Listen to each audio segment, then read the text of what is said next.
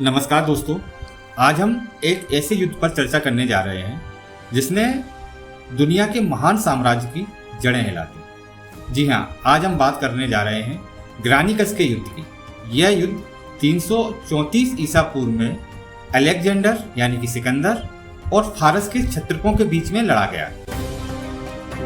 यह युद्ध एनाटोलिया राज्य में स्थित ग्रानिकस नदी के तट पर लड़ा गया था। वर्तमान में एनाटोलिया तुर्की बन चुका है तथा ग्रानिकस नदी अब बीगा नदी के नाम से जानी जाती है। तब का एनाटोलिया प्राचीन भारत साम्राज्य का हिस्सा हुआ करता था।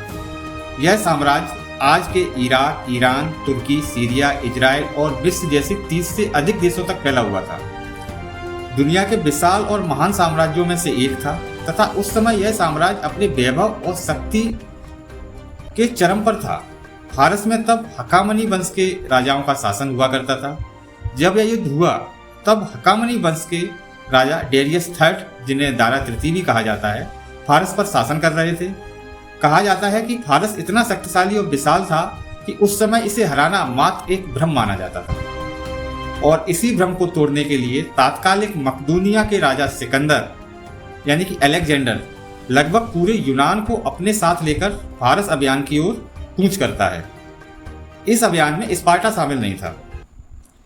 सिकंदर जब फारस की ओर कूच करता है तब वह यूनान की जनता और अपने सैनिकों को बताता है कि थर्मोपाइल के युद्ध के दौरान फारस द्वारा एथेंस के मंदिरों को जो जलाया गया था वह उसका प्रतिशोध लेने जा रहा है। लेकिन इतिहासकार कुछ दूसरी वजह ही बताते हैं। इतिहासकार कहते हैं जब सिकंदर मकदूनिया का राजा बना उस समय मकदूनिया बहुत ज़्यादा कर्जे में डूबा हुआ था तथा आसपास के सभी साम्राज्यों में भारत साम्राज्य ही सबसे संपन्न, समृद्ध और वैभवशाली था। और इतिहासकार इसे सिकंदर के फारस अभियान की एक बहुत बड़ी वजह मानते हैं।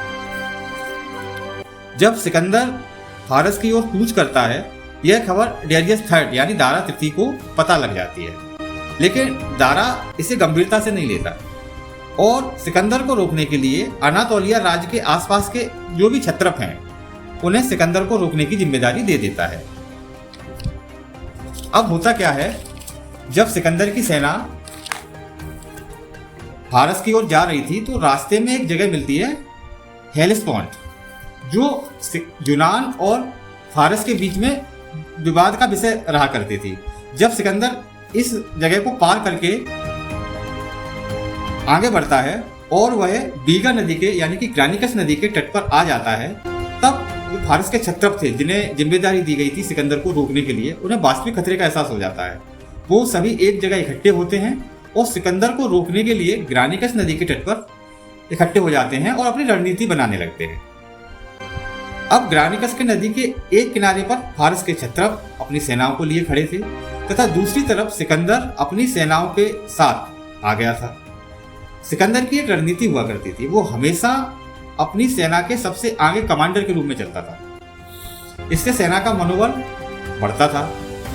अब जब दोनों सेनाएं आमने सामने खड़ी हैं, बीच में बीगा नदी है और कोई हलचल नहीं है, तब सिकंदर एक रणनीति बनाता है। वो क्या करता है, अपनी एक सैन्य टुकड़ी को जिसमें पैदल सैनिक और घुड़सवार होते हैं नदी को पार करने का आदेश दे देता है। दूसरी ओर फारस के क्षत्रपों को यह लगता है कि सिकंदर नदी पार कर रहा है और वो क्षत्रप अपनी पूरी ऊर्जा के साथ तीर और भालों से उस छोटी सी टुकड़ी पर हमला कर देते हैं। हालांकि टुकड़ी वापस आ जाती है, लेकिन इसी दौरान सिकंदर को मौका मिल जाता है और सिकंदर अपनी पूरी सेना के साथ एक वेज आकार की संरचना बनाते हुए नदी को पार करता है। वेज आकार की रचना मतलब एक तिरछी रचना, जिसे जो कारीगर लोग जो हथौड़ी और पत्थर को तोड़ने के लिए कील का उपयोग करते हैं, बिल्कुल वैसी संरचना की तरह बनाते हुए आगे बढ़ता है। सिकंदर की सेना की तरफ भी तीर और भालों से फारस की सेना आक्रमण करती है, लेकिन सिकंदर फारस नदी के दूसरे तट पर पहुंच ही जाता है और यहाँ पहुंचते ही भारी युद्ध होता है। और इस युद्ध में क्या होता है, एक फारसी क्षत्रप रोसेक्स ने सिकंदर पर तलवार से हमला कर दिया और उसका हेलमेट कट जाता है। वहीं दूसरा क्षत्रप सिकंदर की ओर तलवार से वार करने को आगे बढ़ता है और इसी निर्णायक समय में सिकंदर का दोस्त क्लीट्स द ब्लैक ने उस फारसी क्षत्रप का हाथ काट दिया जो तलवार से सिकंदर की तरफ वार करने को बढ़ रहा था। इसी दौरान क्या होता है, दारा का दामाद मिथ्रिडेट्स भी सिकंदर के भाले का शिकार हो जाता है। अब क्या होता है, जब फारसी सेना यह देखती है कि बारी बारी से उसके क्षत्रप गिर रहे हैं, सेना का मनोबल गिरने लगता है तथा सेना भागने लगती है। सबसे पहले घुड़सवार भाग जाते हैं। जो सैनिक भागकर अपनी जान बचाने में सफल नहीं होते उन्हें सिकंदर या तो मार देता है या बंदी बना लेता है, और इस तरह यह ग्रानिकस नदी के तट पर हुआ युद्ध लगभग सिकंदर जीत जाता है। इस युद्ध की जीत के साथ ही सिकंदर के लिए एशिया माइनर का रास्ता खुल जाता है तथा सिकंदर एशिया माइनर से काफी धन दौलत इकट्ठी करता है। जब यह बात फारस के राजा डेरियस III को पता चलती है तो डेरियस III यह निर्णय लेता है अब सिकंदर को रोकने के लिए वो खुद जाएगा। अगले वीडियो में हम बताएंगे सिकंदर के फारस के साथ अन्य युद्धों के बारे में और किस तरह सिकंदर ने फारस अभियान किया और भारत के तट तक आया, जहां उसका मुकाबला, उसका युद्ध राजा पोरस से हुआ। इन सब के लिए इस सीरीज में बने रहिए। अगले वीडियो में फिर एक अगले युद्ध को लेकर आएंगे। तब तक के लिए नमस्कार, धन्यवाद। अगर आपको ये वीडियो अच्छा लगा, ये चर्चा पसंद आई हो तो इस वीडियो को लाइक कीजिए, चैनल को सब्सक्राइब कीजिए तथा ऐसे ही महत्वपूर्ण जानकारियों के लिए चैनल से जुड़े रहिए। नमस्कार, धन्यवाद।